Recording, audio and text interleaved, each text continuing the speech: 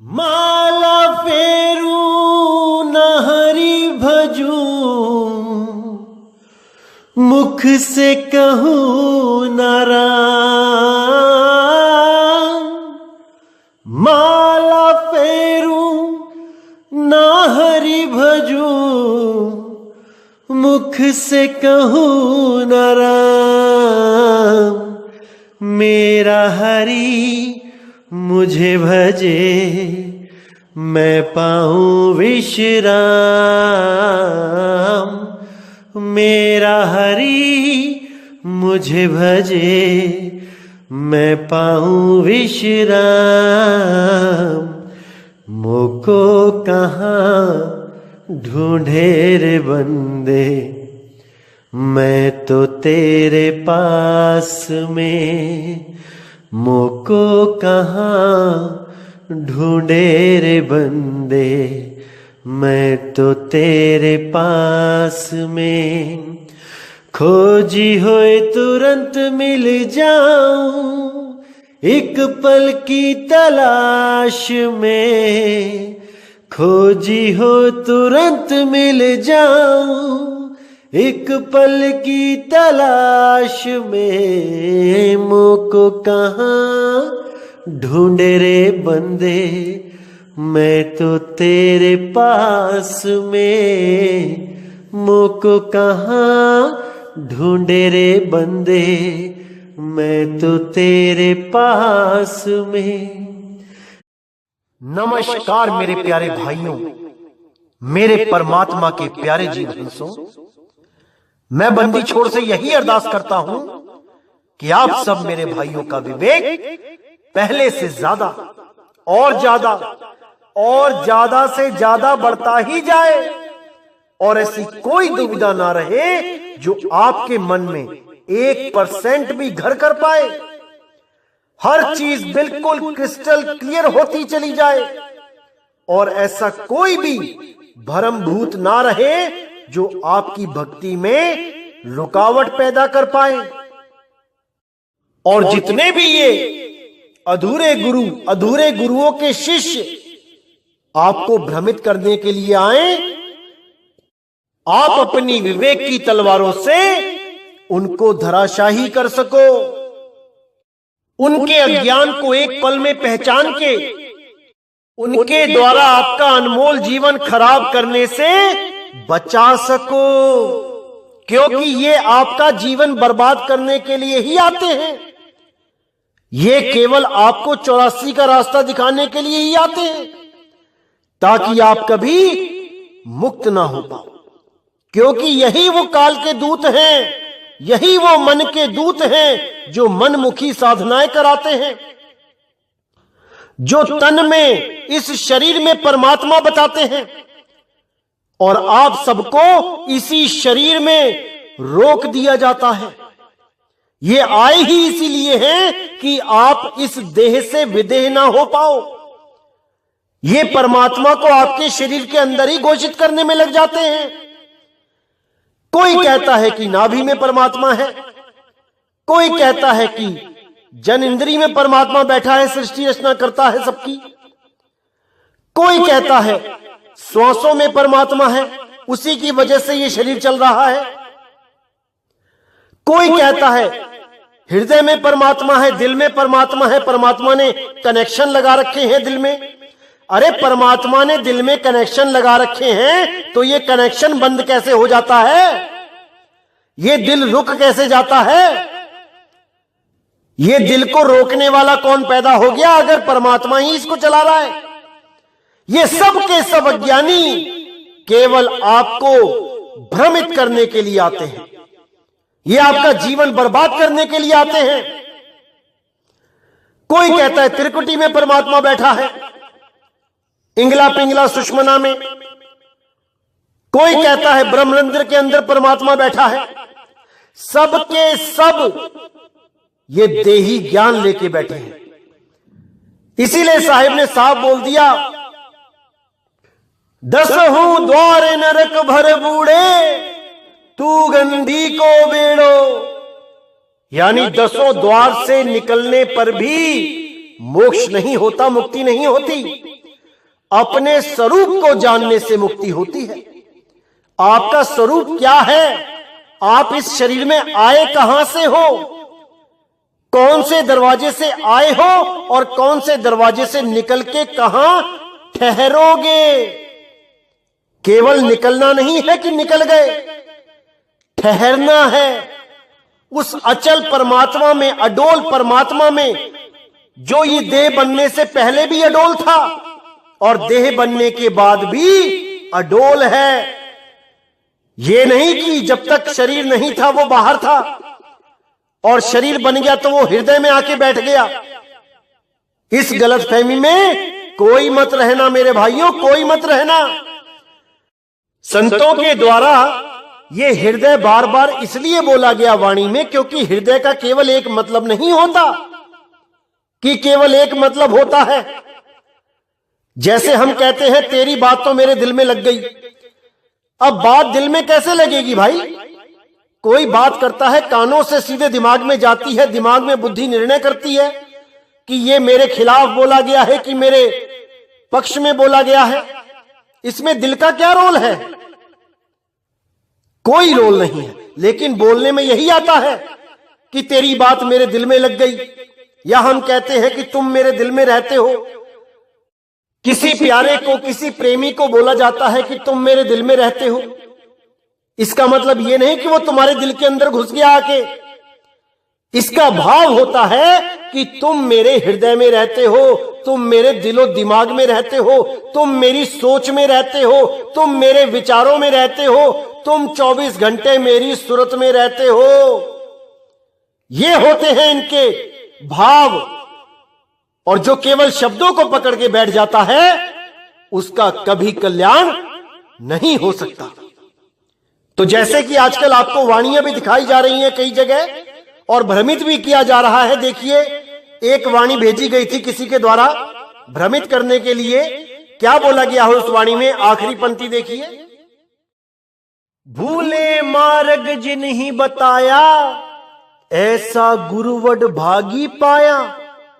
सिमर मना राम नाम चितारे, बस रहे हृदय गुरु चरण प्यारे। ये वाणी गुरु ग्रंथ साहब में अंग 803 पर है। इसके साथ और भी अनेक वाणियां दिखा दिखा के कुछ लोग भ्रमित करने में लगे हैं कि परमात्मा तो हृदय में वास करता है। बिल्कुल नहीं, परमात्मा हृदय में वास नहीं करता, क्योंकि हृदय तो हमारे शरीर का एक अंग है। जो लोग ये कहते हैं दिल में वास है परमात्मा का, वो ये नहीं जान पाते कि कबीर साहब की वाणी कहती है नहीं प्राण में, नहीं पिंड में। वो हमारे शरीर में यानी पिंड में नहीं है।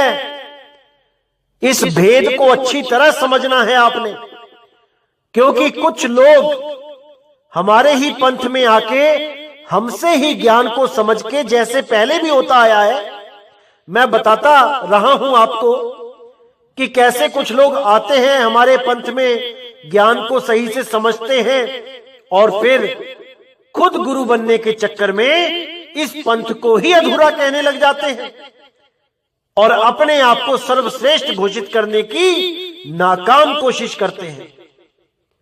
क्योंकि जो गुप्त भेद हैं वो अभी तक किसी को बताए ही नहीं गए हैं और ना ही इतनी जल्दी बताए जाएंगे।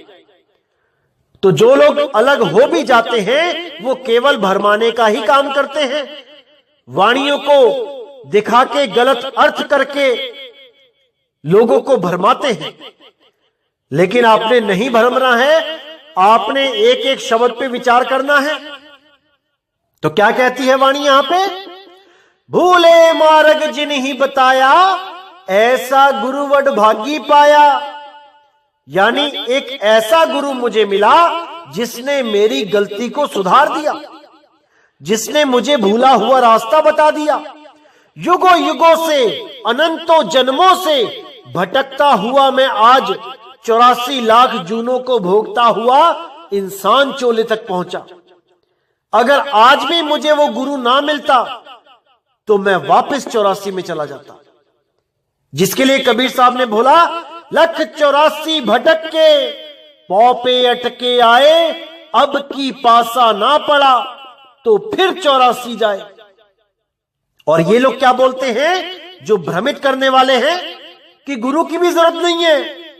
वाणियां पढ़ो, देखो लिखा है, बस रहे हृदय गुरु चरण प्यारे, वो हृदय में ही है परमात्मा। ऐसे ऐसे लोग आ जाते हैं भरमाने के लिए कि क्या बताऊं। लेकिन आपने नहीं भरमना है, आज सारा ज्ञान इनका धरे का धरा रह जाएगा, ये मेरा वादा है आपसे। आज का सत्संग अगर आपने अच्छी तरह समझ लिया तो कोई आपको भ्रमित नहीं कर पाएगा। तो यहां बताया जा रहा है कि बस रहे हृदय गुरु चरण प्यारे, यानी मेरे हृदय में, यानी मेरी सूरत में, यानी मेरी अंतरात्मा में मेरा गुरु बस रहा है। ये तब अवस्था प्राप्त होती है जब आप उसको पा लेते हो।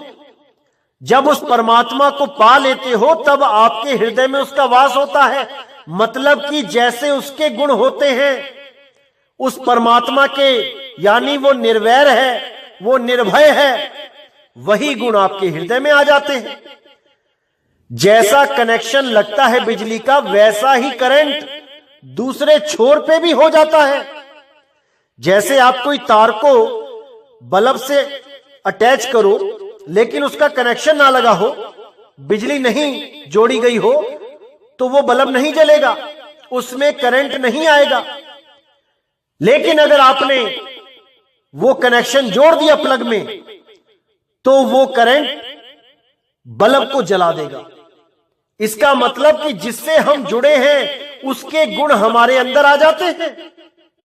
क्या केवल वाणी पढ़ने से तुम्हारे अंदर वो गुण आ सकते हैं?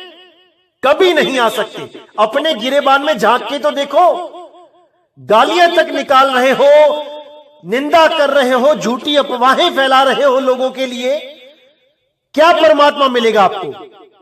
कभी नहीं मिलेगा। अगर यही हाल रहा तो इसीलिए कहते हैं कि सतगुरु की शरण में आओ। और ये लोग क्या बोलते हैं, गुरु बनाने की जरूरत नहीं है, केवल ग्रंथ साहिब में से वाणियां पढ़ लो, दूसरे ग्रंथों में से वाणियां पढ़ लो और उसको समझ लो कि हृदय में परमात्मा रहता है, बस हो गया काम। अरे मेरे भाई, गुरु ग्रंथ साहब को 5वीं पातशाही ने कब का तैयार कर दिया था, लेकिन उसके बाद भी 10वीं पातशाही तक गुरु प्रथा चली। क्यों चली? क्यों बाकी गुरुओं को ऊपर का आसन बैठने के लिए मिला और बाकी संगत नीचे बैठती थी? क्यों गुरु प्रथा चलानी पड़ी? जब ग्रंथ तो आ ही गया था, लिख ही दिया गया था, सब संतों की वाणियां लिख दी गई थी, फिर क्यों 10वीं पातशाही तक गुरु प्रथा को चलाना पड़ा? अरे थोड़ा तो विचार कर लो भाई। विरोधी हो गए हो अच्छी बात है, लेकिन सत्य से मुंह नहीं मोड़ सकते और ना ही किसी को भरमा सकते हैं। सत्य तो सत्य ही रहेगा। मीराबाई जी रविदास जी के पास गए, गुरु धारण किया, तब उनको परमात्मा की प्राप्ति हुई। कैसे कह सकते हो आप लोग कि गुरु धारण करने की जरूरत नहीं है?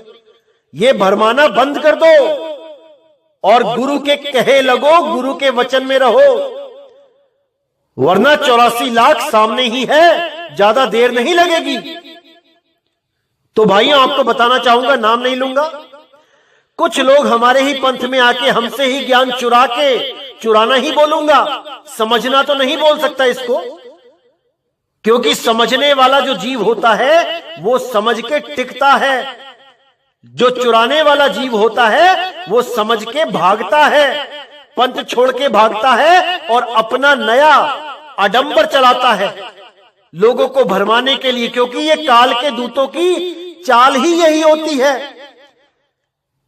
कि सत्य पंथ में घुसना और ज्ञान को समझना और फिर लोगों को भ्रमित करने के लिए उस असली चीज को ही नकली बोल देना, मजाक उड़ाना सत्य का। क्योंकि जब सत्य का मजाक उड़ाता है कोई, तो जो कम विवेकी शिष्य होते हैं वो भ्रमित हो जाते हैं, लेकिन जो पूर्ण विवेकी होते हैं वो उन लोगों पे तरस खाते हैं, वो हिलते नहीं हैं, उनको पता होता है सत्य क्या है, असत्य क्या है। तो आज एक ऐसे ही भाई के बारे में बताऊंगा मैं, जो हमारे ही पंथ में 1 साल रह के गया और भक्ति साधना के नाम पे कुछ नहीं किया, जीरो, अपने विकारों तक को कंट्रोल नहीं कर पाया और हमारे ही पंथ की बुराई करता है कि 1 साल हो गया मुझे कुछ नहीं मिला। अरे भाई 1 साल छोड़ो, 100 साल भी टिके रहो, अगर मन के विकारों को कंट्रोल नहीं किया तो कुछ नहीं मिलेगा। क्योंकि लोग इस पंथ में आते हैं बहुत बड़े महात्मा बनके कि मैं तो बहुत महात्मा हूं, पहुंचा हुआ हूं, इसीलिए मात खा जाते हैं। जब भी डॉक्टर के पास जाते हैं तो अपनी बीमारी को बताया जाता है कि मुझे क्या बीमारी है, कौन सा रोग है, कहां पे दर्द है, दाने निकले हैं कि क्या हुआ है। और जब ये लोग यहां पे आते हैं तो अपने रोग नहीं बताते बल्कि अपनी महानता गिनाते हैं कि मैं बहुत बड़ा प्रेमी हूं, मैंने इतने गुरु बदल लिए परमात्मा के लिए, इतना पैसा खर्च कर दिया परमात्मा के लिए, ये किया वो किया।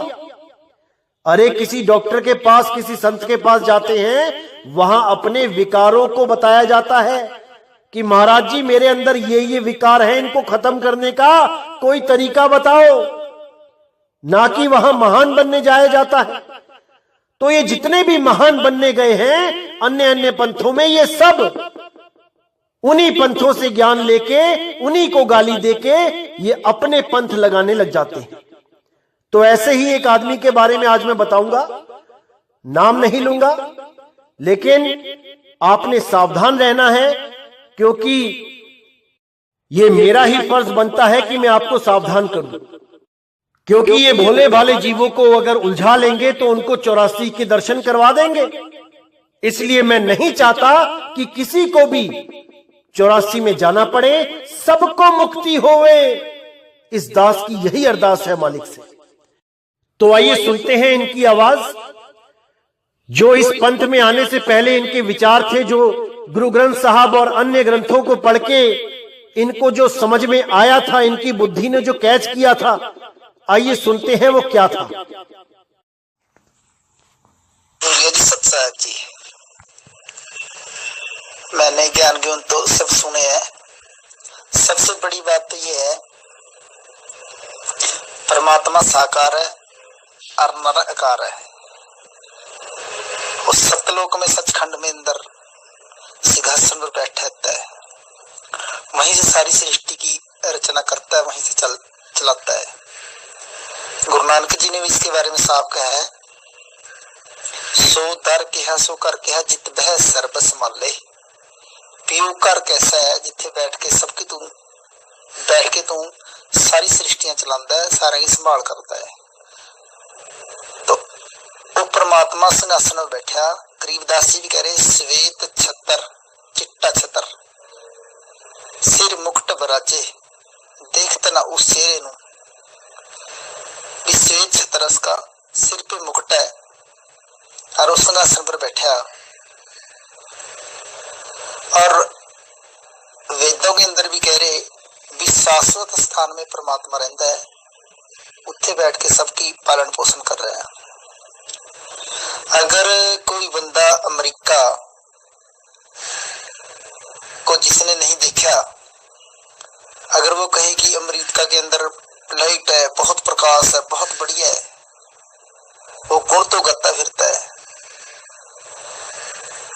अगर उसको जानकार बंदा कहे बेवकूफ, वहां का प्रधानमंत्री राष्ट्रपति वो है, वहां का मुख्यमंत्री है, वहां के ये मंत्री है, जो ये बताएगा उसने तो देखा है। और जो यहीं बैठ के गप्पे तोलता रहे, अमेरिका को निराकार बताता रहे, नहीं जी अमेरिका तो निराकार है, वहां बहुत प्रकाश है, वहां बहुत धन दौलत है, वहां पर बहुत शांति है, वहां पर ये है वो है, निराकार है जी, वहां की आवाज बहुत अच्छी है जी, वहां का प्रकाश अच्छा है। उससे नीच बंदा कोई नहीं हो सकता, क्योंकि वो तो अपने टकौसले मार रहा है। इसी तरह से जितने ज्ञानी पुरुष हैं, जितने अपने आप को संत पद पर बैठे हैं, संत कहते हैं, इनों का वो हाल है जैसे कोई बंदा बोले कि स्वर्ग के अंदर बहुत सुख है, बहुत प्रकाश है, बहुत आवाज है, बहुत मीठी शब्द आ रहा है, वहां से बहुत प्रकाश आ रहा है, वहां पर बहुत आनंद है, भी वो निराकार है, ना वो देखने में आता है, ना सुनने में आता, ना कहने में आता है। अरे उसने बेवकूफ ने देखा ही कुछ नहीं।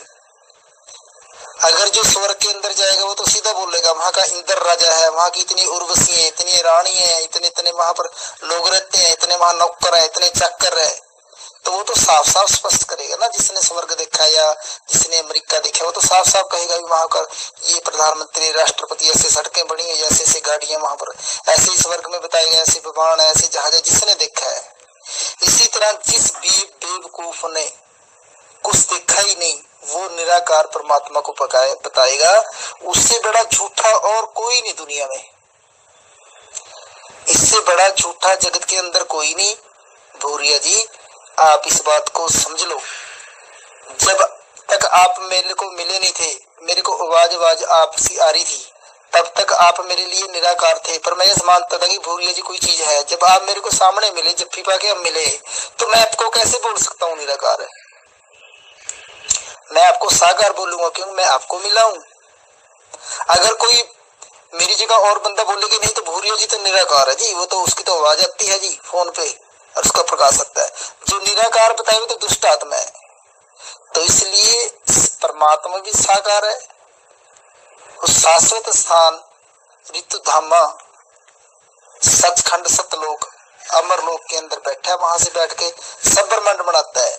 जैसे हमने अपना घर बनाया, अगर हमने घर बनाया, हम ईंटा भी ले आए, पत्थर भी ले आए, सारा सामान ले आए, रेता बजरी ले आए, मिस्त्री लगाए, तो अगर कोई नहीं तो घर है, ये तो निराकार है जी, इसमें तो रहने वाला निराकार है। तो उसने बेवकूफ ने देखा नहीं। यानी कि इस दुनिया के अंदर उससे बड़ा बेवकूफ कोई नहीं जो परमात्मा को ही निराकार बताए, क्योंकि उन्होंने देखा है नहीं। इसीलिए गीता में भी कहा है अर्जुन, यहाँ पर दुनिया समाधियां लगा लगा के थक गई, ब्रह्मा विष्णु वर्गे समाधियां लगा लगा के थक के अंत कहा निराकार, उन्होंने किसी ने दिखा नहीं कुछ भी, सबने निराकार कहा। साकार तो वो कहेगा जो वहां पर जाके देखेगा, बताएगा। जैसे गुरु नानक जी को परमात्मा लेके गए, उन्होंने कहा कि परमात्मा ने गुरु नानक जी को जप्फी में लगाया, गुरु नानक ने दंडोत वंदना करी अमरलोक के अंदर जाके। तो ये वाणियों में लिखा है अनक बार दंडोत वंदना सर्व कला समर्थ डोलन ते रखो प्रभु नानक देख रहा था। दंडोत भी करी वहां पर, सब कुछ किया है, छत्ती के लगाया परमात्मा ने।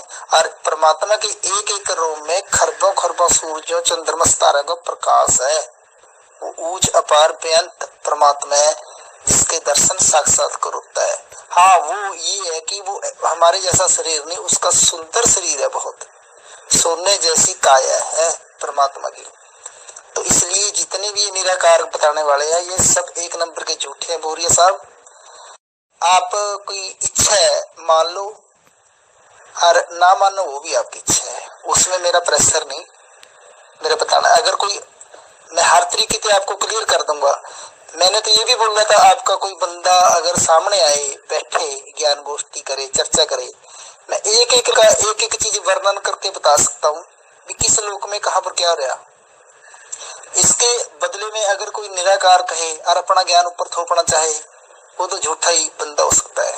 सच है। तो देखिए मेरे भाइयों, जब तक ये भगत 12वें पंथ में था और नामदान सेंटर भी चला रहा था, तब तक ये परमात्मा को साकार मानते थे और उसको सतलोक में बैठा मानते थे। अलख लोक अगम लोक में भी उसको बैठा हुआ मानते थे कि वहां से बैठ के वो सारी दुनिया चला रहा है, और पूरी गारंटी ले रहे थे कि मैं बताऊंगा कौन से लोक में क्या हो रहा है इस वक्त। और पूरी गारंटी इसकी भी ले रहे थे कि जो भी आदमी ये कहता है कि परमात्मा निराकार है, वो झूठा, पाखंडी और चालाक होगा, वो मूर्ख बनाएगा सबको। जो भी ये कहेगा कि परमात्मा निराकार है, इतना सेल्फ कॉन्फिडेंस था इनको अपने ऊपर कि मैं तो गलत हो ही नहीं सकता। उसके बाद जब हमारे सत्संग सुनना शुरू किया तो पैरों के नीचे से जमीन निकल गई। 5-6 महीने तक फोन कर करके मुझे बुलाते रहे कि भाई आके नामदान दे दो, बुरा हाल है हमारा, कहां अज्ञान में फंसे पड़े थे। जबकि पूरा ग्रंथ साहब लगभग इनको सब याद था और बहुत सी वाणियां बोलते भी थे, लेकिन केवल वाणियां बोलने से परमात्मा नहीं मिल जाता। इसलिए इन्होंने बहुत रिक्वेस्ट करी, तो मैं गुरुजी के साथ गया और मैंने इनको नामदान दिलवा दिया। इनकी उस वक्त लगन देख के इनको प्रथम नाम, जिसको 52 अखरी कहते हैं, वो भी दिलवा दिया और ध्यान विदेही भी इनको दिलवा दिया, ताकि उम्र भी काफी हो गई है और कुछ समय का पता भी नहीं, इसलिए सोचा कि चलो भक्ति स्टार्ट कर देंगे। अगर लगन से लगे रहेंगे तो आगे नाम विदेही के बारे में भी कुछ बताया जाएगा। लेकिन वही बात होती है, जिसके दिल में जो होता है, यानी दिल में अगर कोई ऐसा बीज है गुरु बनने का या कुछ अलग करने का, तो वो पेड़ बन ही जाता है। वही बात हुई, 1 साल के अंदर अंदर इन्होंने लोगों को भ्रमित करना शुरू कर दिया कि यहां पे कुछ नहीं है। अरे भाई, 1 साल में क्या मिलता है? राजा पीपा को तो 12 साल तक नाम ही नहीं दिया। परमात्मा कब मिला होगा वो बात की बात है। अरे जब तक आपका अंदर ही साफ नहीं हुआ तो उसमें परमात्मा कैसे विराजमान होगा? जब आपका मन ही साफ नहीं है, उसमें तरह तरह के विकार फंसे पड़े हैं, तो परमात्मा कैसे विराजेगा वहां पे? कभी नहीं आएगा वो। तो इसीलिए मैं कहता हूं कि भाई हर चीज को अच्छी तरह समझो, तब ही कल्याण होगा। ऐसे बहुत आते हैं और बहुत आएंगे और जाएंगे, आपने विचलित नहीं होना है। तो इस भाई ने क्या किया, जो पीछे 12वें पंथ का जो ज्ञान था उसको तो त्याग दिया, नामदान सेंटर भी बंद कर दिया, अपने ही दोस्त को हैंडओवर कर दिया और हमारे ज्ञान को, मूल ज्ञान को, गुप्त भेदों को जानना शुरू किया। इतने सवाल पूछे जाते थे इनके द्वारा कि क्या बताऊं, लेकिन सब सवालों के जवाब मैंने भी नहीं दिए।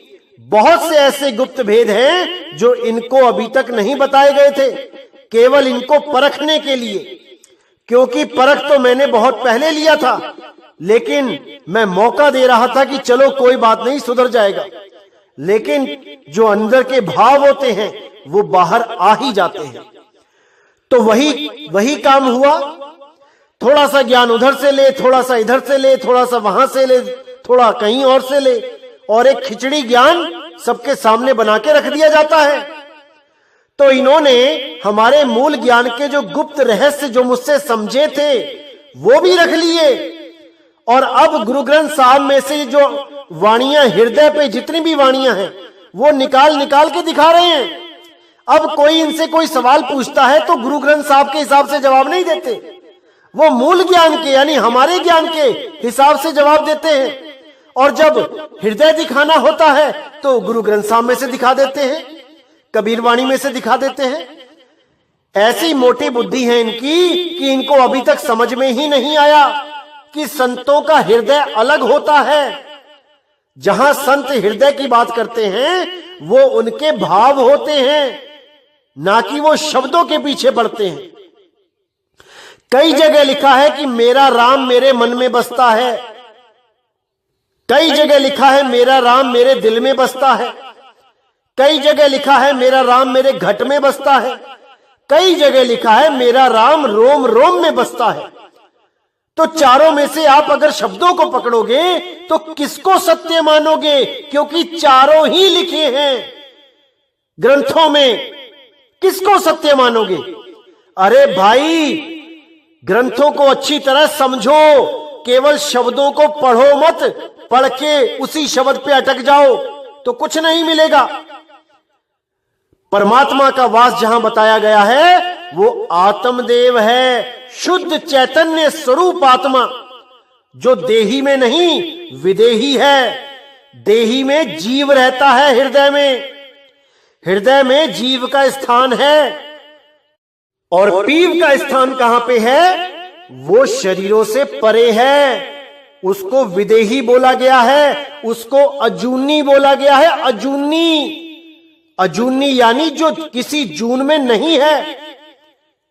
पहले वाणियों के भाव को समझना शुरू करो, गुरु बाद में बन लेना। खुद तो 84 का रास्ता पकड़ ही लिया है, अन्य जीवों को भी भरमाने से बाज नहीं आते। तो मेरे भाइयों अच्छी तरह समझना है इन लोगों की चालाकियों को, अब इनके जाल में नहीं फंसना है। तो देखिए एक भगत मती ने इनसे सवाल पूछा कि ये दुनिया किसने बनाई है और परमात्मा ने हमें काल के सपुर्द क्यों कर दिया। तो देखिए इस भाई ने क्या जवाब दिया, आइए सुनते हैं। साहेब बंदगी सतनाम, भैया आपसे एक प्रश्न पूछना था।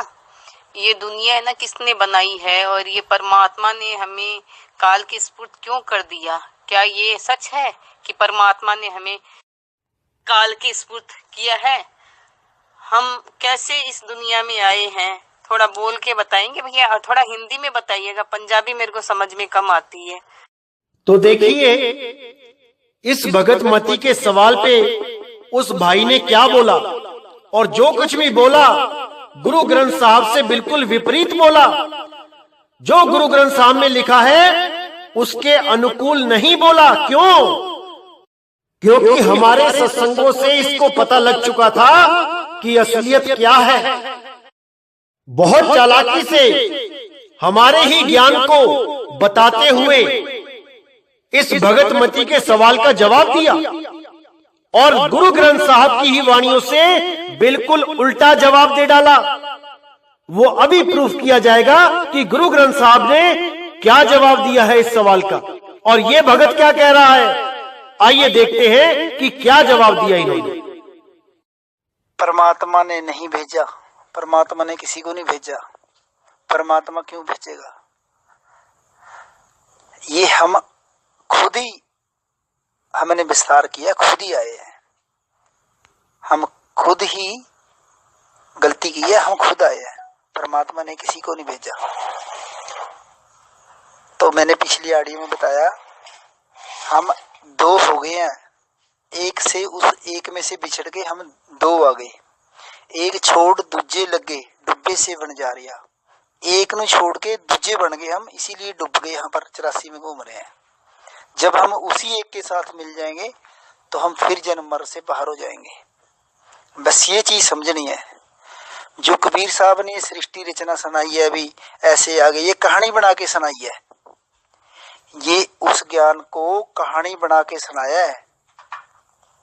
असल में ये जैसे 3 गुण बताए ब्रह्मा विष्णु शिव जी, असल में 3 गुण है, गुण है ये, ब्रह्मा विष्णु शिव नहीं, माया, माया ये है नहीं, दुर्गा अष्टंगनी नहीं है, उन्होंने बताया है।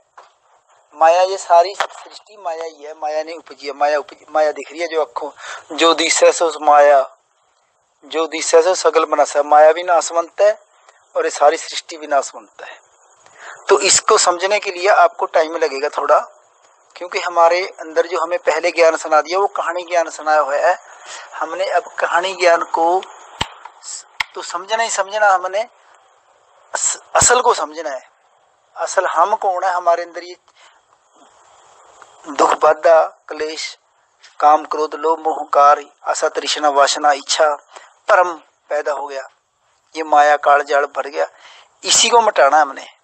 जब हम उस एक के अंदर समा गए तो ये सारा बाहर का ऐसे कैसा पड़ा रह जाएगा, ढोल ड्रामा।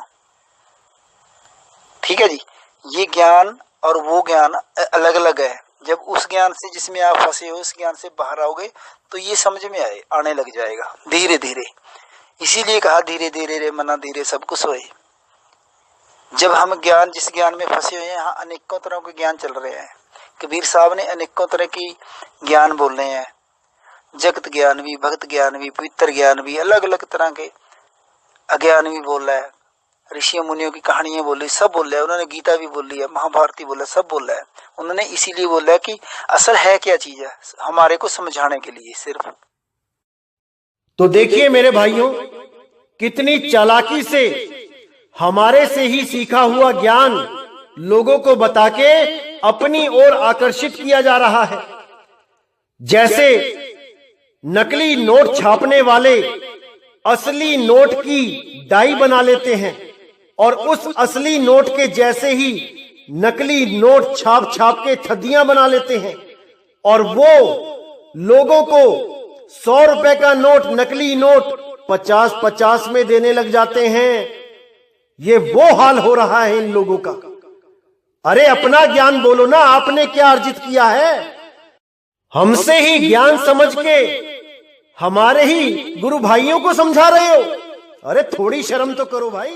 तो आइए देखते हैं गुरु ग्रंथ साहब के हिसाब से इस भाई ने जो जवाब दिया है वो सही है या गलत है। ये झूठ बोल रहा है या गुरु ग्रंथ साहब झूठ बोल रहा है, ये निर्णय आपने करना है। तो देखिए क्या कहते हैं गुरु ग्रंथ साहब। अंग नंबर 1076 पे साफ लिखा है, खंड पताल दीप सब लोआ, सभी काले वस आप प्रभु किया। तो देखिए कितना क्लियर लिखा है कि खंड पाताल यानी ये सारी सृष्टि बना के उस परमेश्वर ने स्वयं उस काल के सुपुर्द कर दी। जब सृष्टि सुपुर्द की है तो जीव भी तो साथ ही दिए हैं। काल तो जीव पैदा नहीं कर सकता। और ये भाई बोल रहे हैं कि परमात्मा हमें क्यों भेजेगा सृष्टि में, हमने खुद ही विस्तार किया है। अरे क्या तुम ये सृष्टि बना सकते हो? क्या ये सूरज चांद सितारे धरती आकाश पाताल बना सकते हो? क्या नहीं बना सकते। तो मेरे भाई लोगों को घुमाना बंद करो, लोगों को भरमाना बंद करो और वाणी के गूढ़ रहस्यों को और समझो। अभी कोई पूर्ण नहीं हो गए कि गुरु ग्रंथ साहब की वाणियां खोल के समझाने लग जाओगे। संत की वाणी को समझने के लिए संत बनना पड़ता है, संत होना पड़ता है, तब संत के भाव समझ में आते हैं। ऐसे ही नहीं कोई वाणियां पढ़ के ज्ञानी बन जाता है। साहिब ने साफ बोला है, पोथी पढ़ पढ़ जगमुआ, भयो न पंडित कोए, एक आखर प्रेम का, पढ़े सो पंडित होए। और दूसरों को ज्ञान तब दिया जाता है, तब समझाया जाता है जब खुद को कोई प्राप्ति हो गई हो। खुद का घड़ा खाली है और चले हैं घी बेचने। अरे कोई भी रोक के पकड़ लेगा, तुमसे सवाल जवाब करेगा, अनुभव पूछेगा, क्या बताओगे कि वहां वाणी में लिखा है। ये सब अनुभव ज्ञान है भाई जो आपको बताया जा रहा है यहां पे। वाणी का तो केवल प्रमाण दिया जाता है कि जो मैं बोल रहा हूं वो सत्य है, ना कि वाणी का अर्थ कर रहा हूं यहां पे मैं। जो अनुभव ज्ञान है उसको सही तरह से समझाने के लिए इन वाणियों का सहारा लेना पड़ रहा है।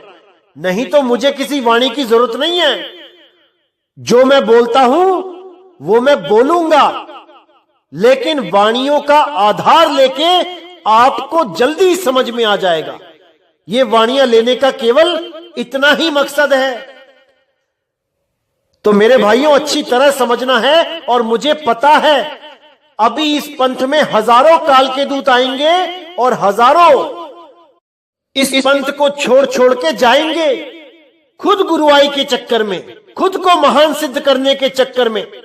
लेकिन वो लोग 84 का रास्ता पकड़ लेंगे, क्योंकि जब तक नाम विदेही की कृपा नहीं हो गई, जब तक कोई मुक्त नहीं हो सकता, कोई भी नहीं। इसीलिए साहिब ने बार बार बोला है कि ध्यान विदेही और नाम विदेहा, दो लख पावे मिटे संदेहा। जब तक दोनों को लख नहीं लेते तब तक भूल जाओ कि मुक्ति होगी, भूल जाओ कि किसी को तुम ज्ञान समझा सकते हो। सबके सब पकड़े जाएंगे। ये काल निरंजन को ऐसे ही मत समझ लो कि कोई बच्चा है वो बड़े बड़े ऋषि मुनियों को धर के खा गया। याद रखना इस बात को। इसीलिए साहिब ने बोला, बचना चाहो काल जाल से, चीनो शब्द हमारा, और कहे कबीर अमर कर राखूं, जो निज होए हमारा। यहां पे कोई मजाक नहीं चल रहा है कि केवल वाणियां पढ़ पढ़ के सुनाना ही सत्संग है।